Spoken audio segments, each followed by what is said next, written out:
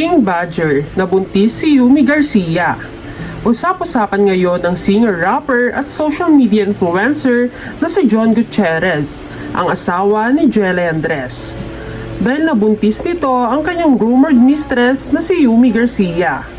Si Yumi din umano ang dahilan kung bakit naghiwalay si King Badger at Jelly Andres. Matagal na issue na ito noon pa. 17 years old pa lamang si Yumi ay kabit na siya ni John Gutierrez. Ngunit never namang nagsalita ang dalawa tungkol dito. Ngayon ay mas napatunayan na ng mga netizens na totoo nga talaga ang issue ni na John Gutierrez at Yumi Garcia dahil sa batang dinadala ni Yumi ngayon.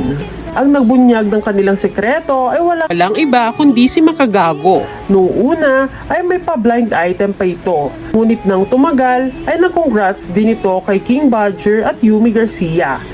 Ibinunyag pa nito na babae daw ang dinadala ni Yumi. Binanggit din ito na malapit na daw matapos ang hearing ni Badger sa korte. At mukhang may kalalagyan daw ito. Lalo na't nabuntis pa niya ang kanyang mistress.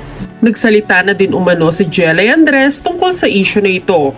Sa kanyang Twitter account ay pinaringgan ni Jelly ang asawa nitong si John at kabit na si Yumi. Nag-tweet ito tungkol sa baha na naging rason ng traffic sa NLEX.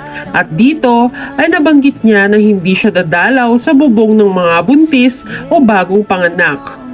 Kahit pabirong tweet lamang ito ni Jelly ay talagang mahahalata na may gusto siyang iparating. Napansin din ng mga netizens ang latest post ni Yumi kung saan itinatago nito ang kanyang tiyan.